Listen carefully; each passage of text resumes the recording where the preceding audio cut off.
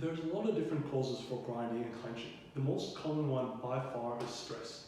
And you can usually associate it with a change in events or a change in lifestyle, like it could be a change in work, or it can be moving houses, or very classically, for example, around deadlines with work assignments, or even students with their exam period.